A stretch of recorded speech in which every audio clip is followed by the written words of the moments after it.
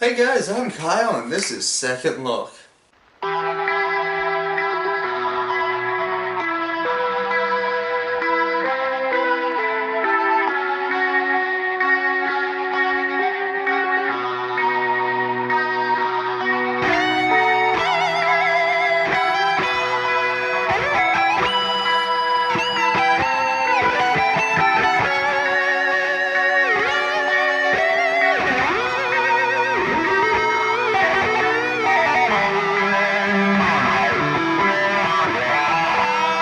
Alright, today in honor of the Jigsaw movie coming out soon, I decided to review Saw, because why not?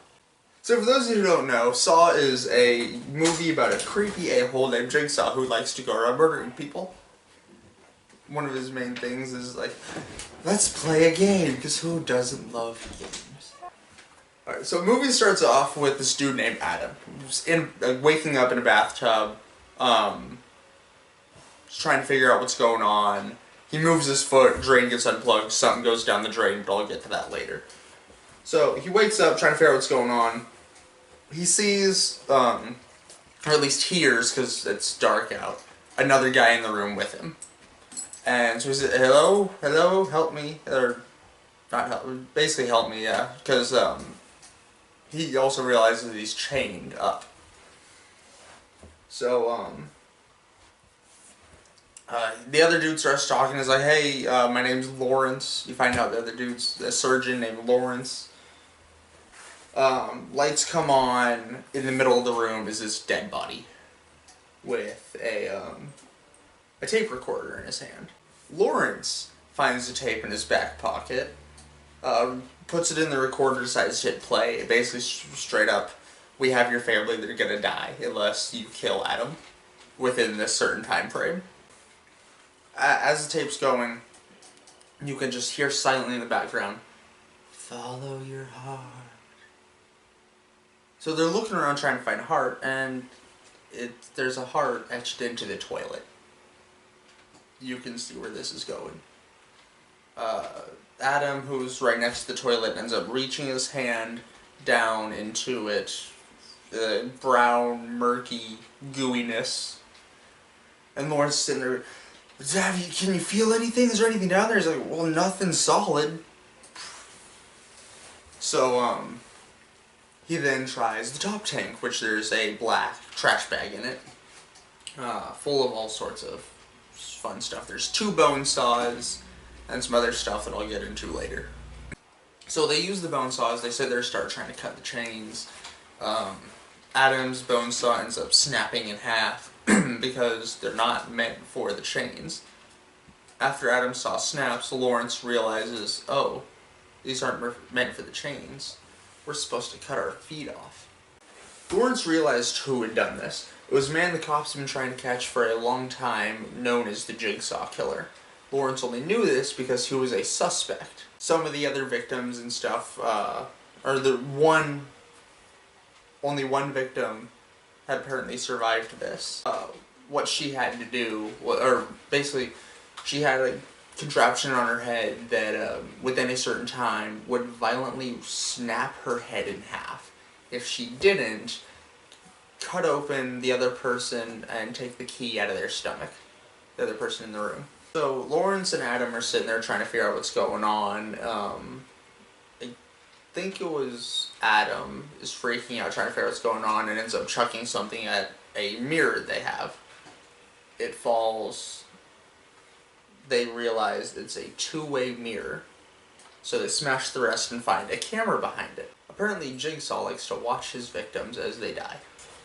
So Lawrence is sitting there telling Adam about his family and his life stuff, trying to get to know him.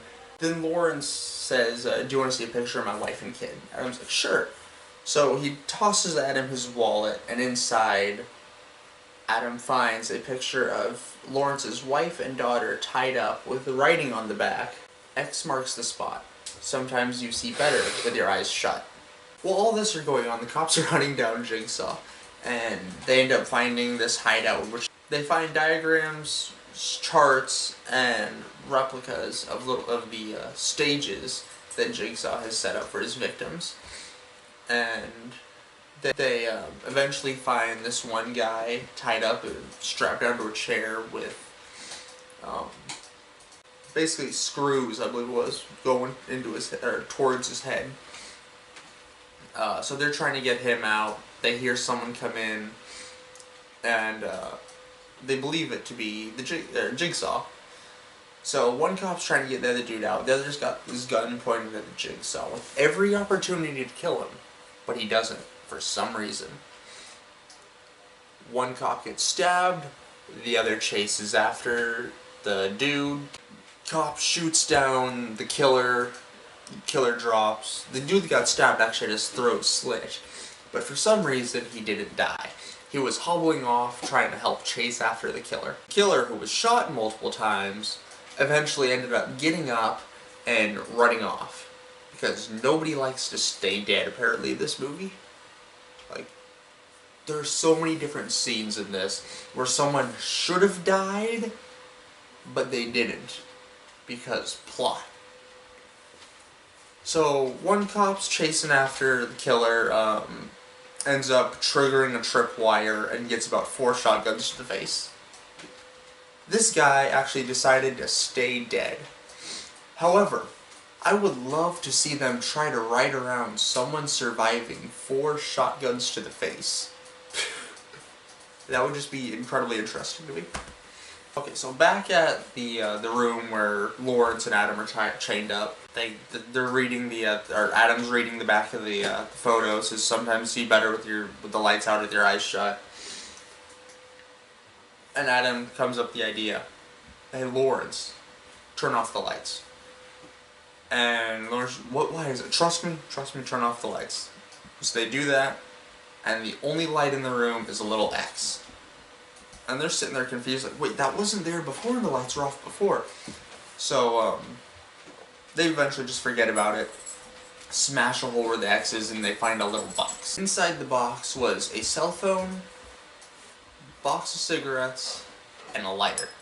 So, the cell phone could not make calls, it could only receive calls. With the box of cigarettes, there was a note saying they're completely harmless, however, they don't have to be. Lawrence then realizes that the dead dude in the middle, he had blood. There was blood everywhere. He realized the blood was poisoned, and that he was supposed to dip the cigarettes in poisoned blood, and then give it to Adam.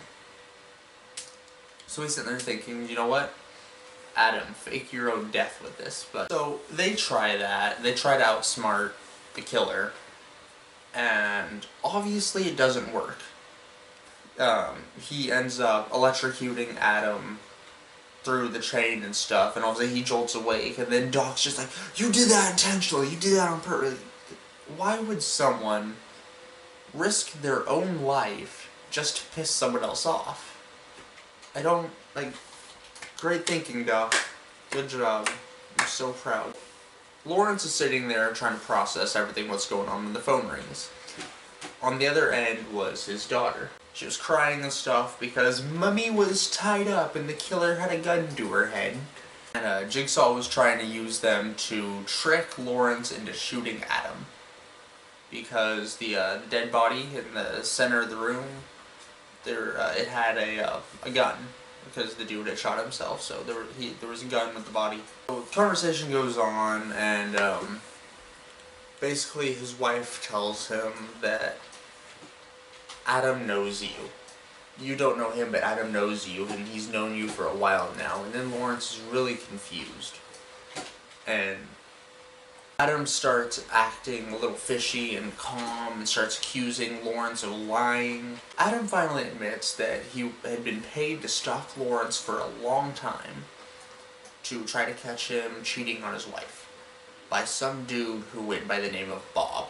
Well, anyway, Bob had turned out to have been cop number 1 who had his throat slit. Yeah, he's still alive. So in the bag that they found the saws that were supposed to be meant to cut off their feet, Adam found a whole bunch of pictures that he had taken. One of them, there was a man standing in the window of Lawrence's house who wasn't supposed to be there. So Adam's just like, hey, do you know this man? Lawrence said, I do. I work with him. I'm gonna kill him. After all that, they had run out of time. Lawrence's time was up. It was time to kill his family. So, phone rings, it's, his wife, she's crying, and she's like, "You've lost, your time's up." Luckily, she had managed to get herself untied and fought the gun out of the killer's hands.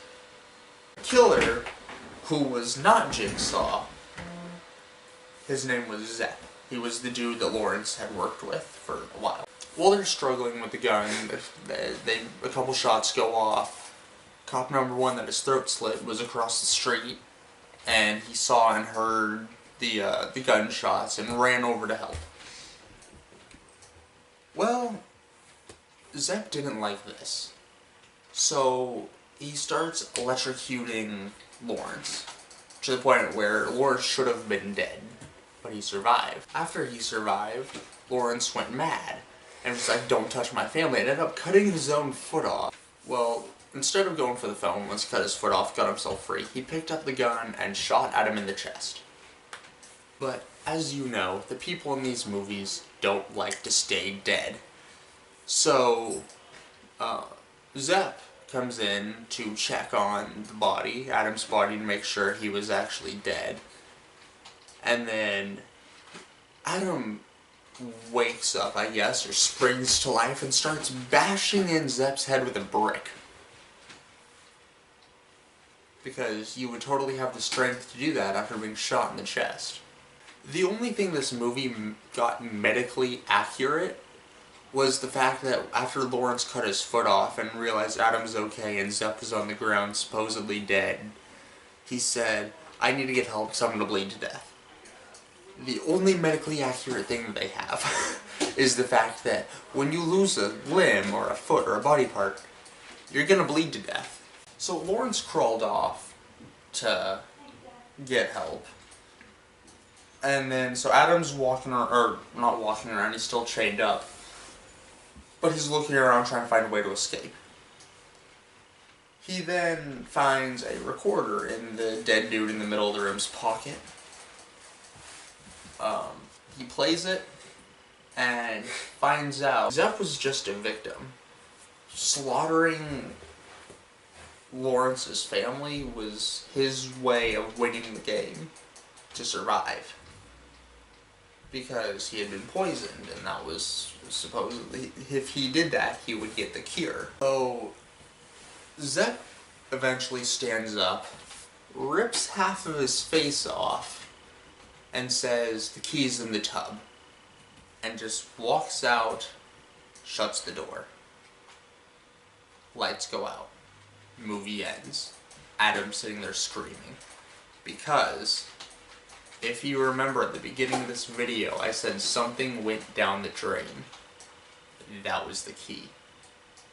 Movie ends with Adam still locked in there, screaming, "No way out." Now, I would totally recommend this entire saga, or series, or whatever you want to call it, if you like a good murder movie. Or I want to say murder mystery movie. We know Jigsaw is behind all of it, but there's still a twist. If you like a good twist, if you like a good mystery, I guess, totally watch these movies. It's good.